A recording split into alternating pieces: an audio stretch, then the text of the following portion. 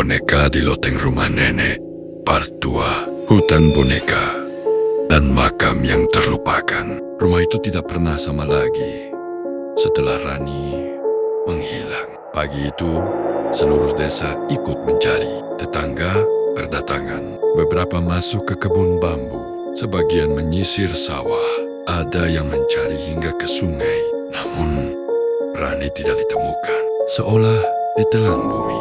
Aku duduk di ruang tamu sambil memandangi boneka yang ditemukan di kasurnya. Boneka itu kini diletakkan di atas meja, diikat menggunakan tali. Anehnya, wajah boneka itu terlihat berbeda. Entah hanya perasaanku atau bukan. Namun senyumnya terasa lebih lebar, lebih hidup, lebih menyeramkan. Saat itulah aku melihat sesuatu. Di bawah gaun boneka ada lumpur yang masih basah dan bercampur dengan serpihan daun bambu. Aku langsung berdiri. Pak, ayah menoleh. Lihat ini. Kami memeriksa lumpur tersebut. Ternyata benar. Itu bukan lumpur dari halaman rumah. Warnanya lebih gelap. Seperti tanah dari area belakang kebun bambu. Tempat yang selama ini jarang didatangi orang. Karena terlalu lebat dan terkenal angker. Tanpa menunggu lama, aku dan ayah membawa beberapa warga menuju lokasi itu. Jejak menuju hutan. Siang itu cuaca mendung. Langit terlihat gelap meski masih sore. Kami menyusuri kebun bambu. Suara dedaunan bergesekan terdengar seperti bisikan. Angin bertiup dingin. Semakin jauh masuk, semakin sunyi. Tidak ada suara burung. Tidak ada suara serangga. Hanya langkah kaki kami dan perasaan tidak nyaman yang terus membesar. Kemudian, salah satu warga berhenti. Pak,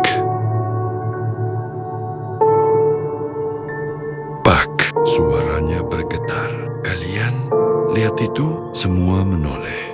Dan seketika darahku terasa membeku. Di depan kami tergantung di pohon bambu sebuah boneka tua. Lalu satu lagi. Dan satu lagi. Dan satu lagi. Puluhan boneka bergelantungan. Sebagian tanpa mata, sebagian tanpa kepala, sebagian penuh lumpur hitam. Mereka bergoyang perlahan tertiup angin, seolah sedang memperhatikan kami. Astagfirullah. Salah seorang warga mundur, wajahnya pucat. Aku mencoba tetap tenang. Namun ketika melihat lebih dekat, aku menemukan sesuatu yang jauh lebih mengerikan. Di salah satu boneka, terikat pita merah milik Rani. Jantungku hampir berhenti. Rani pernah di sini. Kataku lirih. Suara dari dalam tanah.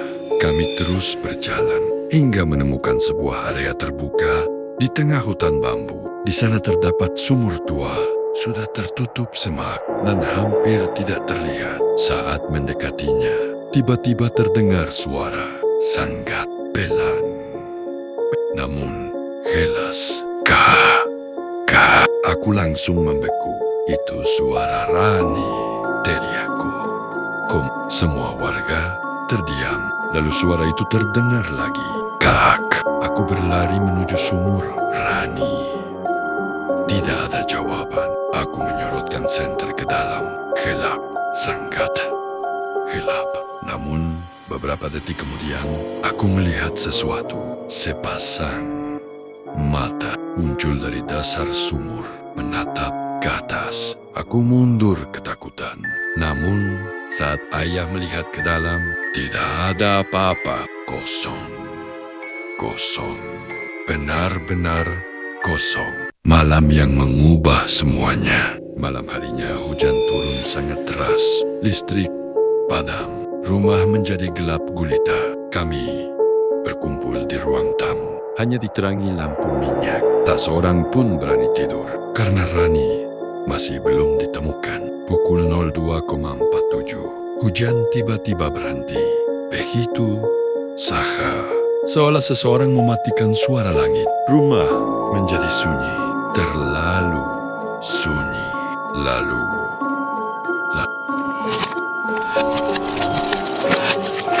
semua menoleh. Suara itu berasal dari lantai atas.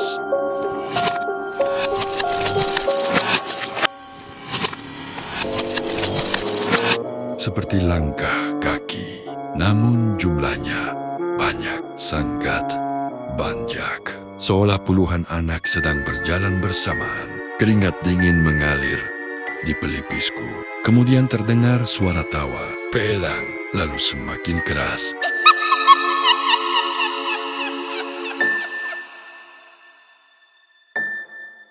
Suara itu datang dari seluruh penjuru rumah. Ibu mulai menangis. Ayah menggenggam tasbih erat. Dan saat itulah sesuatu yang mustahil terjadi. Boneka yang terikat di atas meja bergerak. Perlahan. Perlahan. Semua melihatnya. Tidak ada yang berani berbicara. Boneka itu menoleh sendiri.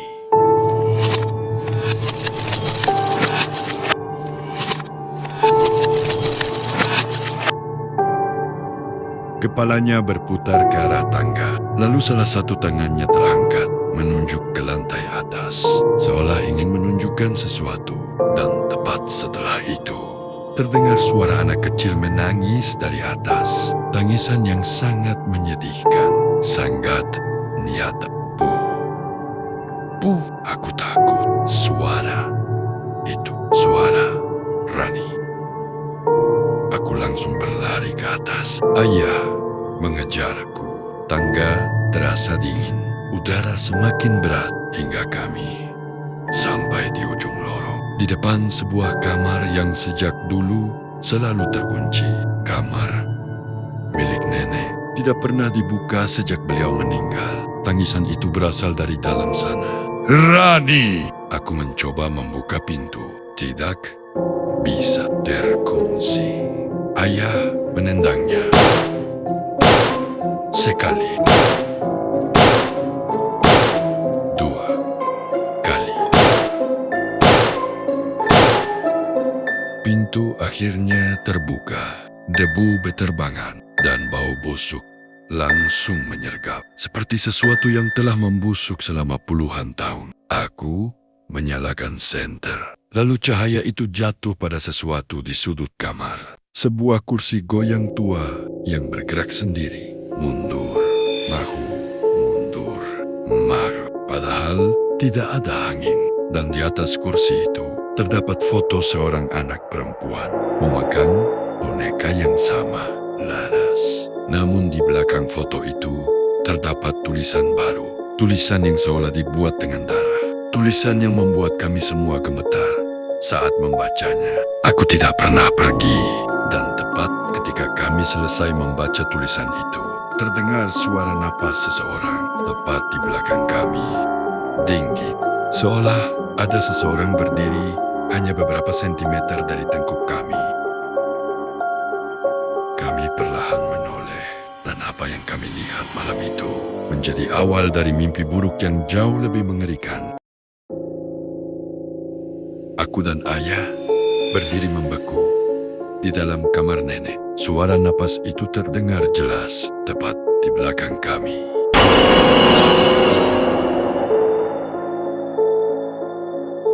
Perlahan aku menoleh, tanganku gemetar, jantungku berdegup sangat keras. Lalu cahaya senter jatuh pada sosok yang berdiri di dekat pintu.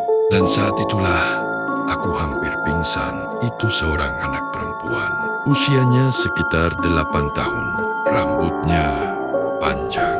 Gaunnya putih. Namun seluruh tubuhnya basah oleh lumpur hitam. Kulitnya pucat kebiruan. Matanya kosong. Dan di tangan kirinya tergenggam boneka tua yang sama. Sosok itu menatap kami. Diam. Diam. Tidak bergerak. Ibu yang berada di belakang langsung menjerit. Ya. Ayah. Seketika lampu minyak yang dibawa ayah padam. Gelap. Total. Lalu terdengar suara tawa kecil. Aku menyalakan senter lagi. Sosok itu hilang. Begitu Saha. Namun di lantai terdapat jejak kaki kecil berlumpur mengarah ke lorong dan berakhir di depan kamar Rani. Pagi harinya seluruh warga kembali mencari, kali ini hingga ke area hutan bambu yang lebih dalam. Sekitar pukul 10 pagi terdengar teriakan seseorang. Di sini.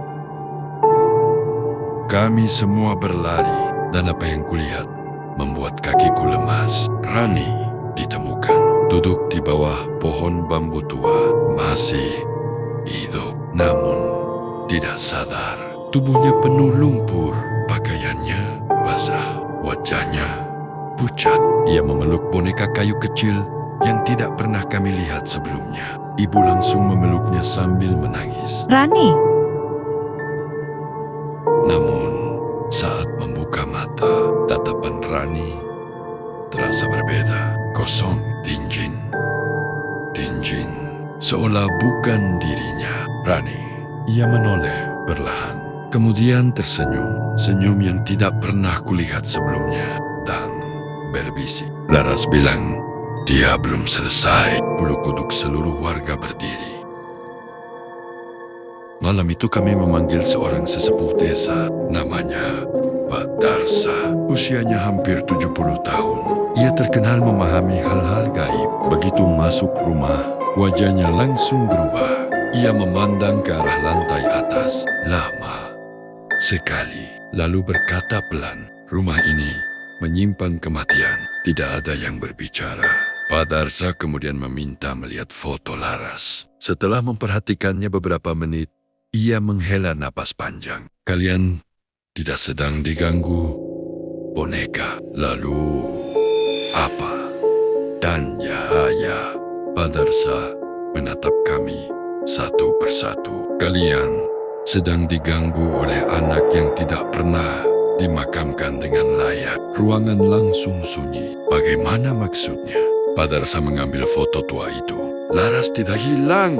Dia dibunuh." Aku merasakan tengkukku dingin. "Dibunuh? Siapa?" Pak Darsa menggeleng. "Itulah yang harus kita cari." Atas petunjuk Pak Darsa, kami kembali memeriksa kamar nenek. Hingga akhirnya menemukan papan lantai yang longgar di bawah lemari tua. Di baliknya terdapat sebuah buku harian. Buku itu sangat tua. Sebagian halamannya rusak, namun masih bisa dibaca. Tulisan pertama membuat kami semua terdiam. Laras datang lagi hari ini. Dia menangis karena takut pulang. Dia bilang ada seseorang yang mengikutinya. Halaman berikutnya, anak itu semakin sering bersembunyi di rumahku. Ia membawa boneka kesayangannya kemana-mana. Lalu tulisan terakhir, tulisan yang membuat darah kami serasa berhenti mengalir. Malam ini Laras tidak pulang. Aku melihat seseorang membawanya ke hutan bambu. Aku takut melapor karena aku mengenal orang itu. Namun halaman berikutnya telah disobek. Nama pelakunya hilang. Malam itu Pak Darsa memutuskan berjaga di rumah. Tidak seorang pun tidur. Jam menunjukkan jam 2:59. Semua lampu menyala. Kami duduk di ruang tamu, berdoa, menunggu. Lalu jam dinding bertentang. Tepat pukul 3 pagi, seketika seluruh lampu padam. Rumah menjadi gelap dan terdengar suara langkah kaki dari lantai atas. Namun kali ini bukan satu, bukan dua, melainkan puluhan. Seolah banyak anak sedang berjalan bersamaan. Lalu terdengar suara nyanyian, suara anak perempuan. Pelan, pelan menjadikan. Pulanglah, pulanglah, pulanglah. Pak Darsa langsung berdiri. Wajahnya pucat. Astagfirullah, ada yang datang. Suara nyanyian semakin dekat, semakin jelas, hingga akhirnya terdengar tepat di depan ruang tamu. Lalu pintu utama terbuka sendiri. Angin dingin masuk, lampu minyak padam, dan di ambang pintu berdiri seorang anak perempuan, Laras. Namun kali ini wajahnya tidak lagi seperti anak kecil. Separuh wajahnya hancur, matanya hitam pekat, mulutnya robek hingga ke pipi. Dan dari balik tubuhnya muncul puluhan bayangan anak-anak lain, diam, menatap rumah. Padarsa langsung berteriak, "Jangan lihat matanya!" Tetapi sudah terlambat, karena saat itu Rani yang sedari tadi duduk diam, perlahan berdiri, lalu berjalan menuju Laras sambil tersenyum, seolah sedang menyambut teman lamanya. Dan ketika tangan mereka hampir bersentuhan, Laras berkata sesuatu yang membuat seluruh isi rumah membeku. "Dia sudah mengingatku. Sekarang giliran kalian mengingat bagaimana aku mati."